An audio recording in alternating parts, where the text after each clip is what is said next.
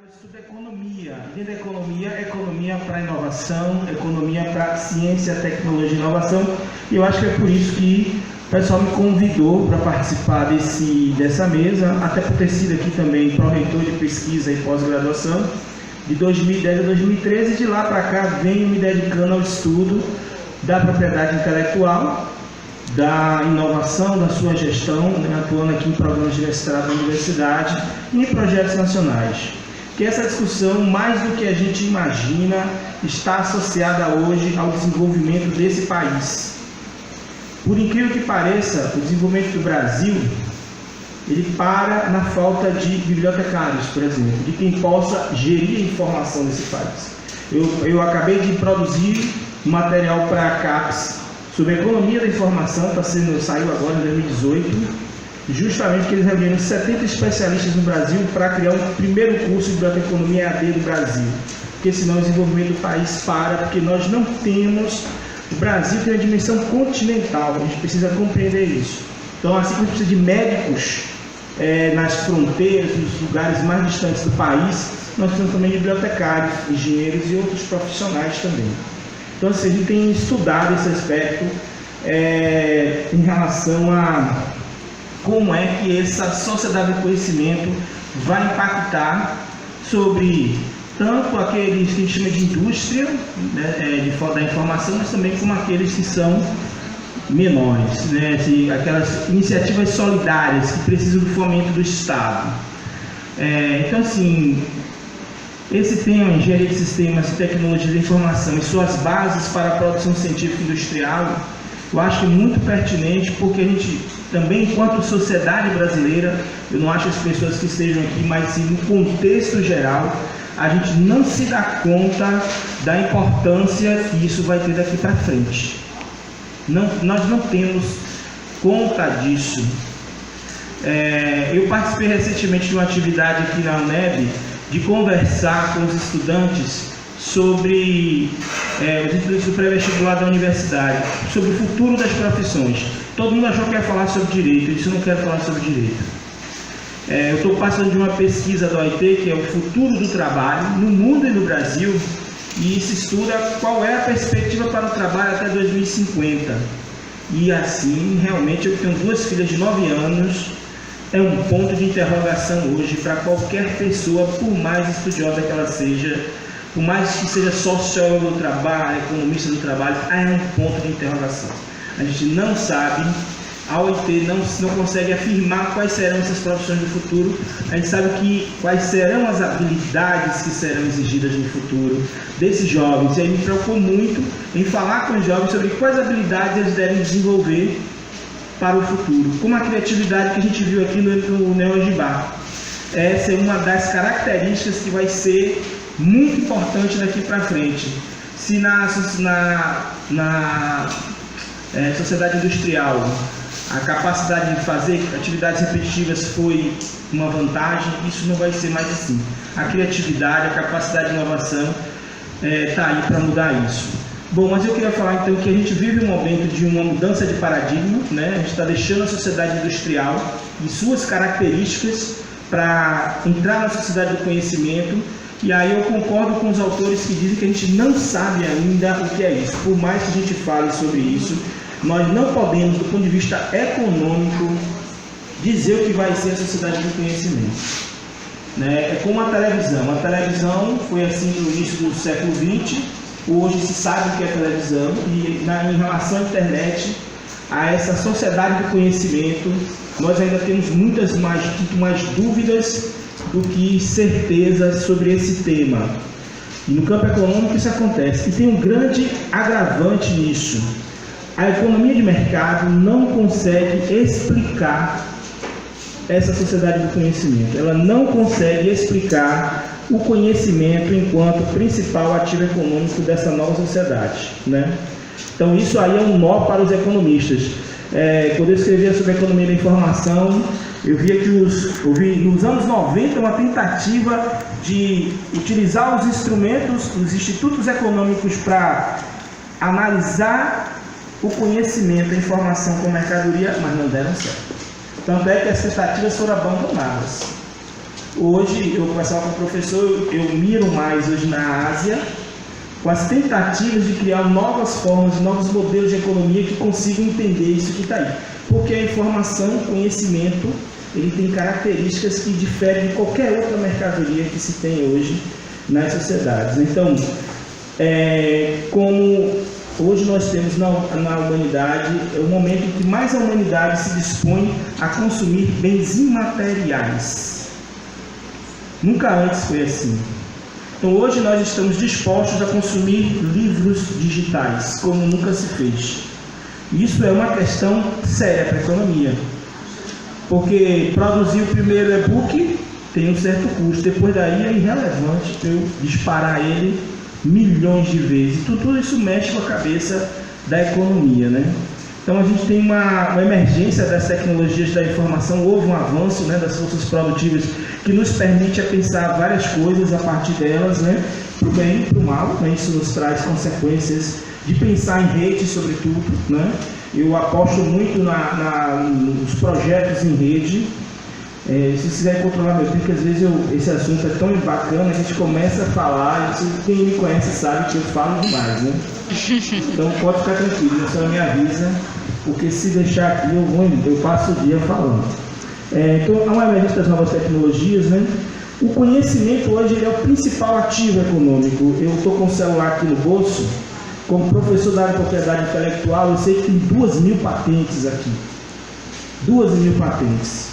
A última vez que eu vi, eu lembro, nós tínhamos 10 a 12 patentes somente, como enquanto universidade. Então é uma questão para a gente pensar. Hoje, a Carol Proeder, da Universidade Federal de Santa Catarina, ela tem um livro que fala sobre propriedade intelectual, que ela diz que a diferença entre ricos e pobres no mundo vai ser não mais as fronteiras, e sim o conhecimento. Nós vamos dividir o mundo, que já foi nas fronteiras, hoje é o conhecimento que vai dizer as nações ricas e as nações pobres. E o nosso Brasil ainda, a NASA brasileira ainda é embrapa, a gente ainda trabalha muito a nível do agronegócio. O Brasil precisa desenvolver outras áreas do conhecimento, né?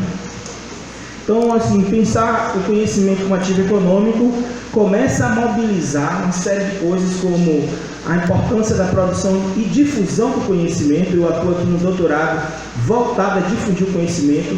Hoje, tão importante quanto produzir conhecimento é fazer com que esse conhecimento chegue a cada pessoa. A informação ainda continua sendo uma questão fundamental. Stiglitz ganhou o prêmio Nobel em 2001, mostrando que há no sistema capitalista uma assimetria da informação, e ele mostra que é uma grande mentira da sociedade capitalista dizer que a informação ela é simétrica, que todo mundo teria a mesma informação. Isso não é verdade. Há uma assimetria e quem domina mais a informação tende a ter mais renda. Isso Castro também diz, quem está fora dos fluxos de informação vai estar fora dos fluxos de renda, de poder, de uma série de coisas, né? A criatividade, né? Volta a ser todos nós temos criatividade, né? E sabemos que tem indivíduos hipercriativos, mas como fazer organizações criativas, como fazer com que as pessoas sejam criativas. Quando eu vejo minhas filhas lá de 9 anos, eu fico perguntando como que eu faço essas meninas serem criativas. Aí eu bolo fazer canal de youtuber, voltar para estudar, porque assim, eu acho que vai ser uma questão fundamental para elas no futuro, né? Então traz todas essas nossas preocupações, né? Abre um leque hoje que a gente chama de novas economias. Dentro dessa economia mundial, toda essa produção do conhecimento, essas novas tecnologias têm feito surgir novas economias, como por exemplo a economia criativa, que tem as indústrias criativas que, quando foram descobertas, né, que chamaram a atenção do mundo na Inglaterra, podemos dizer assim, se via que a economia da indústria criativa vendia mais do que a indústria de carros.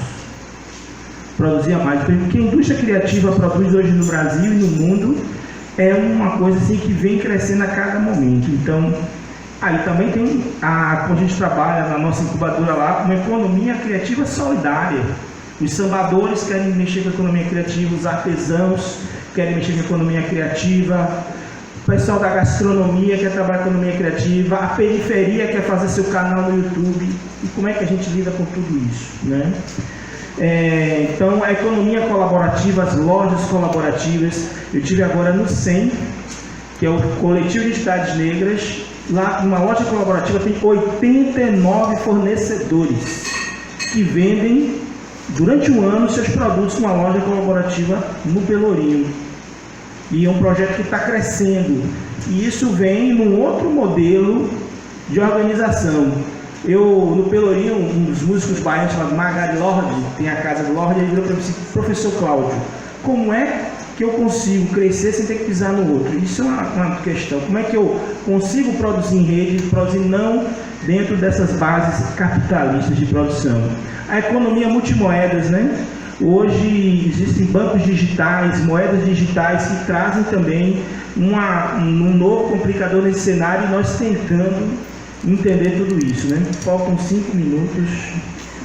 E o que é que eu faço agora? Bom, então assim, para finalizar aqui, né, que o tema ele é um tema bacana, né, e assim, muito bom e muito importante, eu queria dizer para vocês uma coisa que eu vi no Senado Federal.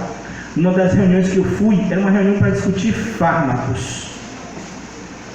E ele disse o seguinte, ele mostrou na verdade lá, que se até metade do século XX as inovações não saíam da pesquisa científica e da universidade, depois da metade do século XX isso mudou.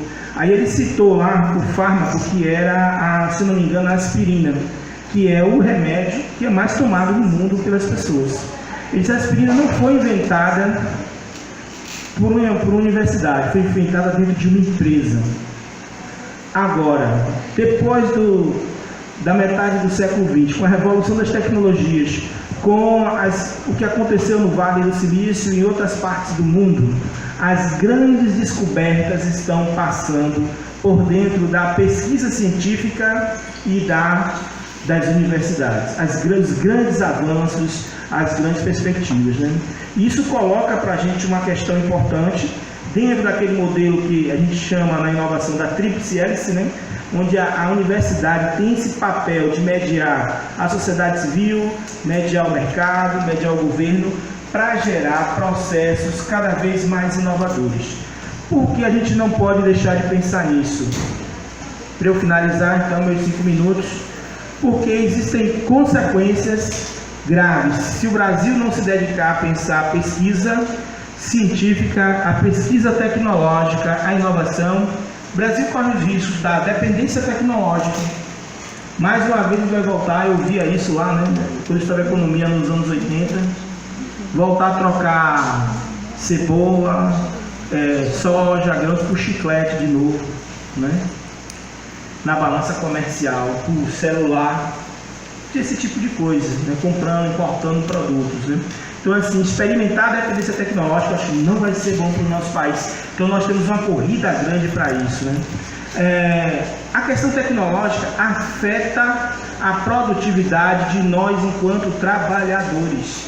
O trabalhador brasileiro acaba sendo menos produtivo do que os trabalhadores em outras partes do mundo, não porque ele trabalha menos, mas porque ele tem uma tecnologia mais defasada. Então, nós temos uma baixa produtividade em razão disso. Isso tem repercussões para o desenvolvimento do país como um todo. Temos que mudar a cultura do empresário brasileiro, que não pensa em inovar. Ele acha que inovar ainda é comprar uma máquina nova, que às vezes é, né? A financiamento de projetos de inovação quer comprar uma máquina mais nova, mas não é bem isso que a gente precisa. Temos que pensar também em melhorar o nível educacional brasileiro, em todos os níveis, né? Tem que se pensar uma reforma educacional no Brasil para melhorar esse nível educacional. E para finalizar, pensar no empreendedorismo de vanguarda, né? Preciso pensar cada vez no empreendedorismo no Brasil, porque se a gente não focar nisso, eu estou até escrevendo um artigo sobre isso, movimentos sociais, ciência, tecnologia e inovação, o que é que nós temos com isso, para entender que a gente não pode desprezar isso. Eu participo da rede TCP, de rede de incubadoras tecnológicas cooperativas populares. Quando eu comecei a falar isso, o pessoal achava que eu era doido. Aí o governo falou: olha, a gente quer que as incubadoras, mais de 300, que lidam mais com a extensão universitária, comecem a tratar de ciência, tecnologia e inovação, e economia criativa, 2 temas que são fundamentais hoje. Ou nós nos apropriamos desses temas, ou a tendência é que nosso país, ele, com tantos brasileiros, né, ele realmente passe dificuldade no que se diz a um desenvolvimento econômico, social e sustentável. Porque a gente só vai conseguir ter esse desenvolvimento social sustentável se a gente conseguir garantir essa base econômica para isso. Bom, espero não ter passado muito tempo. Estou à disposição de vocês. Obrigado aí pela atenção.